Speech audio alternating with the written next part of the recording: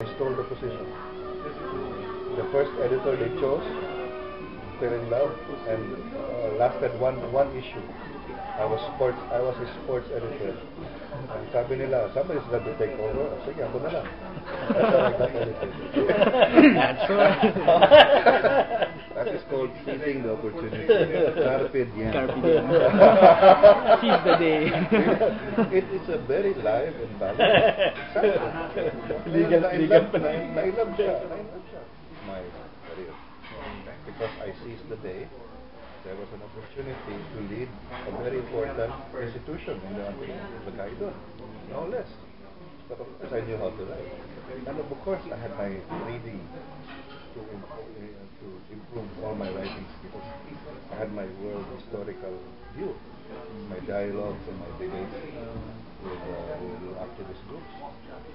Gave me the qualification to speak and to be editor-in-chief of the Light. Because I had a world view. I did not go through college limping along from class to class, hoping for dismissal, going to the canteen and comporting with the women. I was developing my world view. I read everything I could lay my hands on. So when this chance came, no less, why not? Ako na. Stood up naman. We had 4 issues. And then, it was time to graduate. Orientation, sabi ko, pare, ang daming babaeng papasok. I want to know all of them. One, they're very pretty. 2, but I also want to reorganize the freshman orientation. I want to make it different. Kasi ng orientation namin, take the exam, the boring lectures, go home. Iba na po yung ano na yun. Kami, inip na namin, iba po. We brought in Jomarichan, we brought in the Hapo Hiking Society, we brought in the basketball teams. We created an event around freshman orientation. And we introduced the Ateneo to the new batch in a proper way, in a way they will understand and enjoy.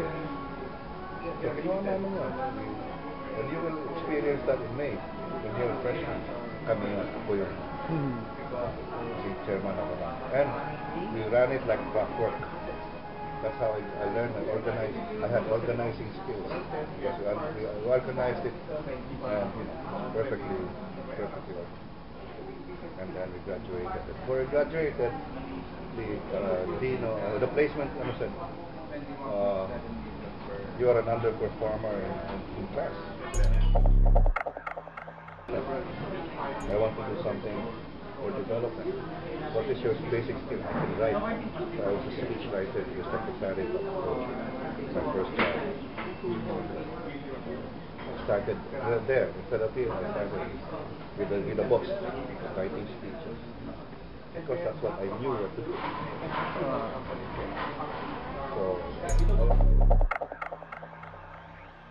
Candidates may not have. So you Reading said people's motives.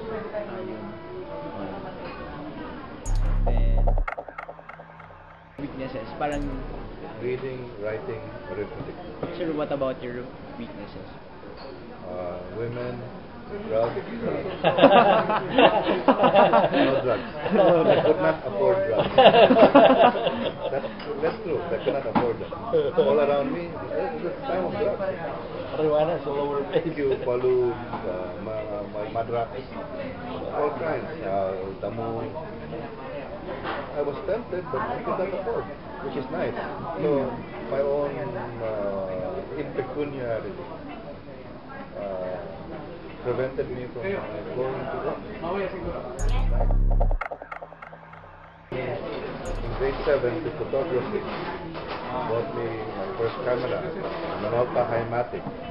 Before that, it was a box camera. When I became editor of the Trident, I was taking my own pictures. I was also developing them in a dark room. Wala pang digital noon. My uncle had a dark room. I taught myself how to develop film. So I was not just a writer for editing, I was also a photographer. I was a softball player, so I had my varsity. And as I told Kevin, I was reading all the time. I read everything. Magazines, books, catalogs, everything.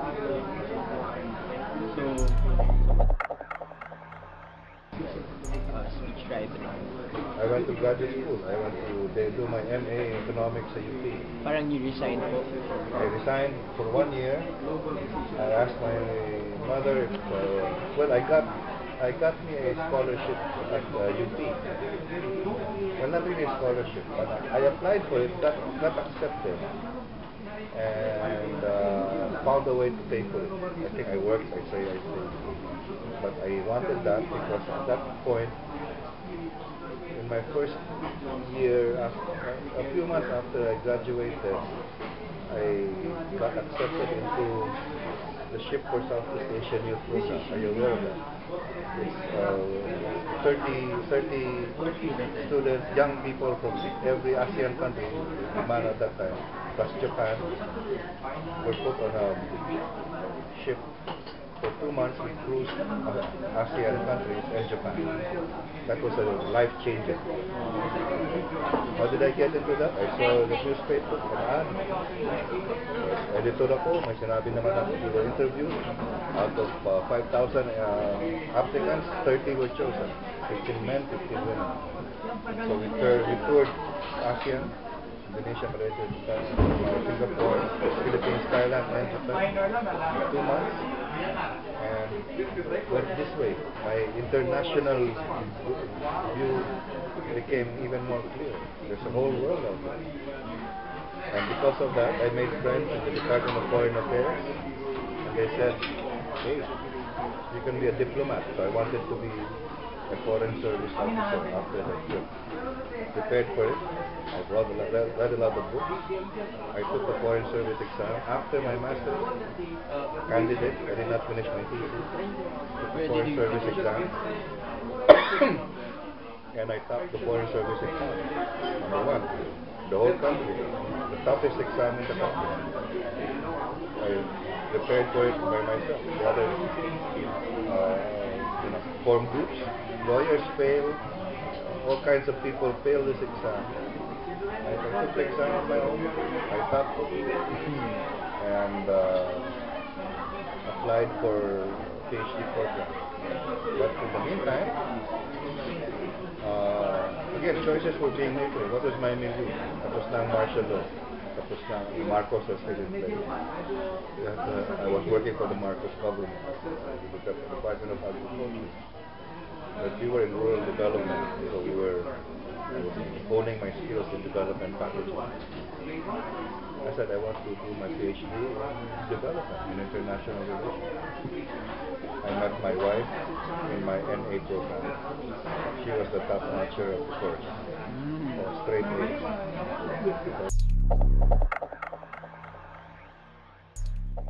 Deliver electricity to all parts of the country.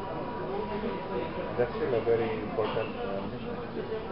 I want to do that. You bring electricity, you bring knowledge, you bring schools, you bring Create jobs for people. job industry. All over the country. Pag walang kuryente, walang invest, Walang business, wala lahat.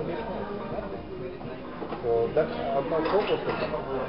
Instead of trying to do everything to everybody, put up schools, put up hospitals, put up roads. I just built my career in saying, ito pala ang mission for life. To help put electricity delivery system for the country. That's it. That's my life story. In 3 years, I'm retiring and I'm going to see the world again.